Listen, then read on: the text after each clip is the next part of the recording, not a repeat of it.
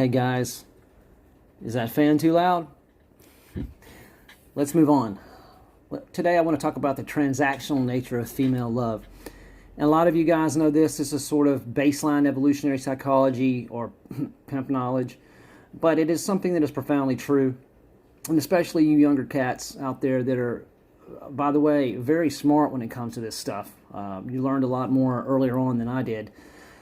But understanding the underlying reasons behind male and female interaction, that interaction or attraction dynamic is crucial if one is to attain anything approximating happiness.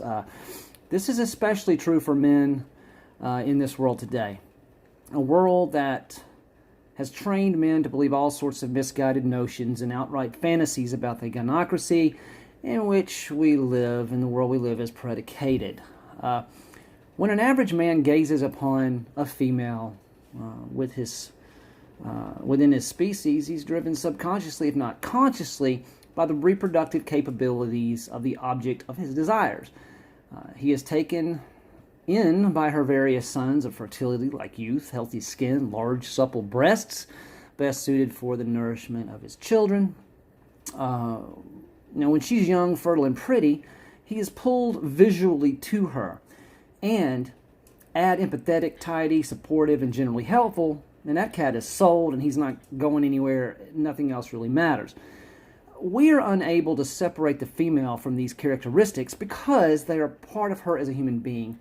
So we fall in love, and our innate male nature to protect and provide for her is henceforth activated, all right? Now, this is the driver of what is called by many as white knighting. But I digress. Now let's look at the female's biological and evolutionary needs and how these manifest into this equation. Safety from predators was and is extremely important. This is why feminine women are attracted to strong men, all right? Provisioning of food and resources.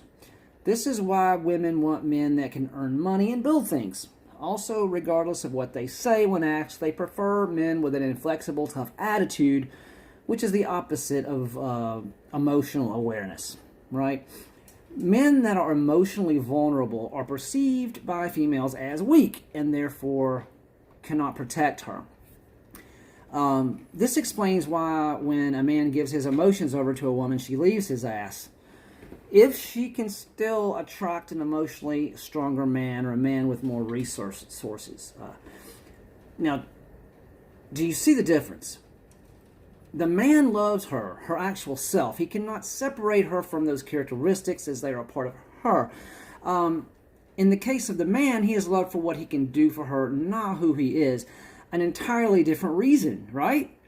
Women love very, very differently than men. Her desire to stay with a man is dependent on his bringing safety and resources to the table, not a deep internal love for him. This is why when a man is ill or loses his status, she leaves his ass, all right?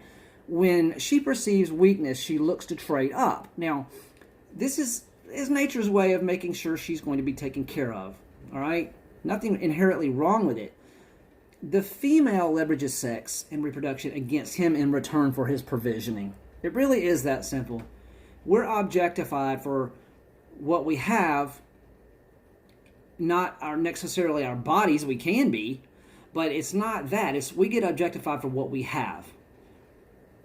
Think about that. Now, understanding this, it's very simple, but now you've got to enter the welfare state and feminism into the equation. That's a video for another day. Take care, guys. Take your red pill. And hey, hit like and subscribe, and think about sharing this for a change. Take it easy, cats.